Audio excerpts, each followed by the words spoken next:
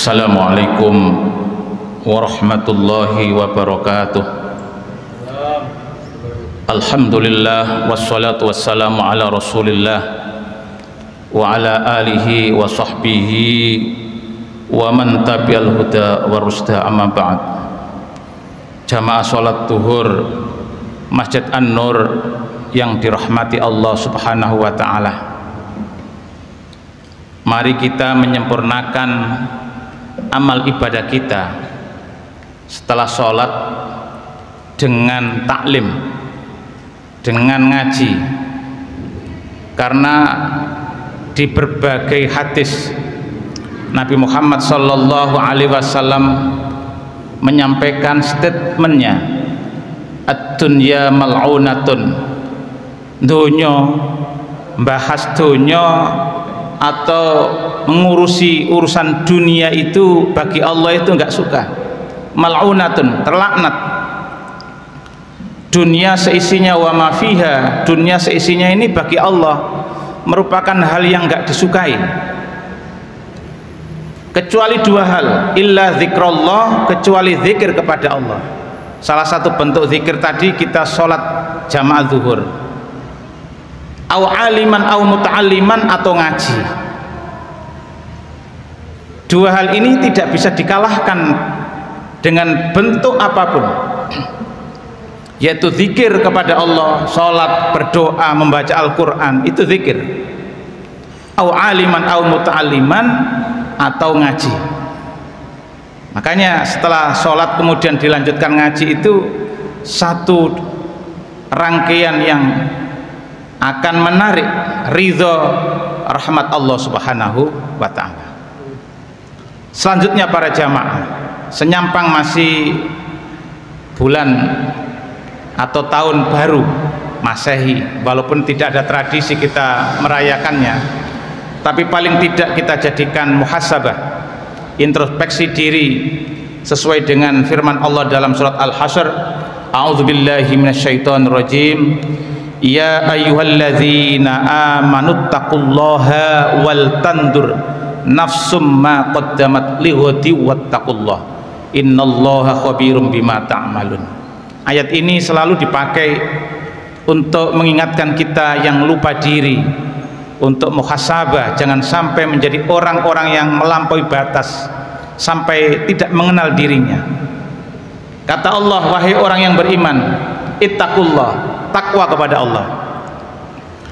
Apa bentuk takwa itu? Wal tandur nafsum ma taqaddamat lihat, hendaknya setiap pribadi memperhatikan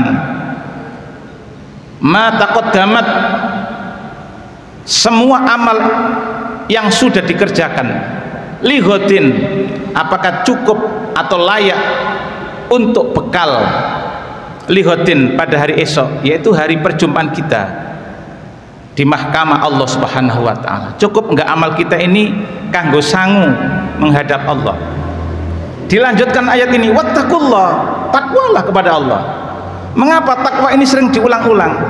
Karena di ayat lain Allah mengatakan, fa inna khairaz zati taqwa, perbekalan yang paling bagus itu takwa kepada Allah Subhanahu wa ta'ala. Dan para ulama sepakat mengatakan rasul takwa as-shalah, puncak pokok dari takwa itu ya sholat ini. Selama orang itu mau sholat, dia bertakwa. Jangan sampai ada orang mengatakan bertakwa tapi enggak sholat. Sholat inilah perbekalan yang paling baik yang akan kita bawa di hadapan Allah Subhanahu wa ta'ala. Wal tandur nafsum ma taqaddamat lihat, hendaknya setiap orang ini selalu memperhatikan dirinya ini, apa yang sudah dilakukan, apakah layak, apakah sudah punya perbekalan untuk lihatin, untuk menghadap Allah, lihatin untuk hari esok.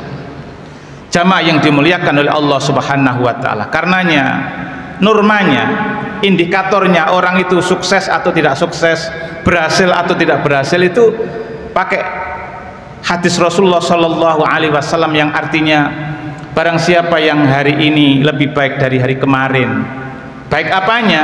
Baik ibadahnya, baik kualitas sholatnya, fawarobihun, dia orang yang beruntung. Robhun itu beruntung, punya untung, modalnya itu bertambah. Barang siapa yang hari ini sama saja dengan hari kemarin, ya sholatnya biasa-biasa saja seperti kemarin, apa kata Rasul? Dia termasuk orang-orang yang merugi. Rugi, sama kok, ya rugi.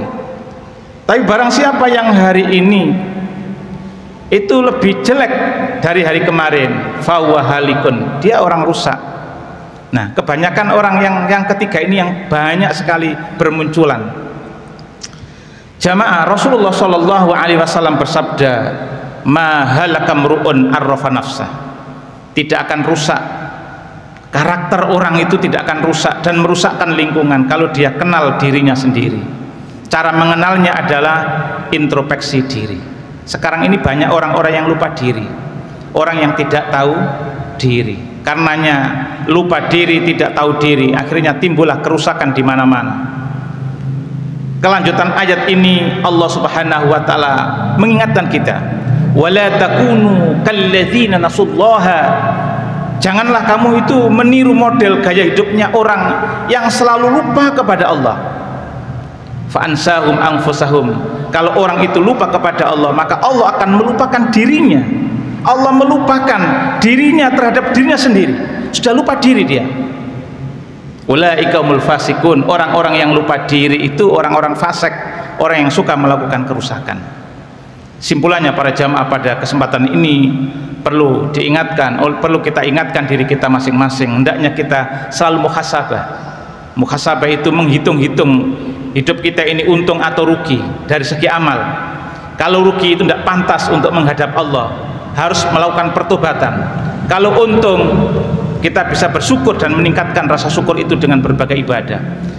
Kalau hancur, sama sekali tidak ada perbaikan, disinilah kita takut dengan sabda Rasulullah Shallallahu Alaihi Wasallam yang mengatakan, man atat arba'una sanatan walam yahlib khairuhu syarruhu falyatabawwa maq'adahu minan nar. Barang siapa yang umurnya sudah mencapai 40 tahun tetapi kebaikannya tidak mampu mengalahkan kejelekannya, ya sudah, siap-siaplah saja untuk masuk neraka. Ini kalimat umum Rasulullah Shallallahu Alaihi Wasallam yang menyimpulkan bahwa rata-rata orang itu kalau umur 40 tahun kemudian tidak ada perbaikan, cenderung orang ini ahli neraka. Para jamaah yang dimuliakan Allah, untuk itu mari kita tingkatkan amal kita, sholat kita utamanya. Jangan sampai kita menjadi orang yang lupa diri, lupa kepada Allah, lupa pada dirinya sendiri, apalagi lupa kepada lingkungan. Demikian yang bisa sampaikan, mudah-mudahan ada manfaatnya dan menjadi hidayah kita semua. Ihdinas siratal mustaqim. Assalamualaikum warahmatullahi wabarakatuh.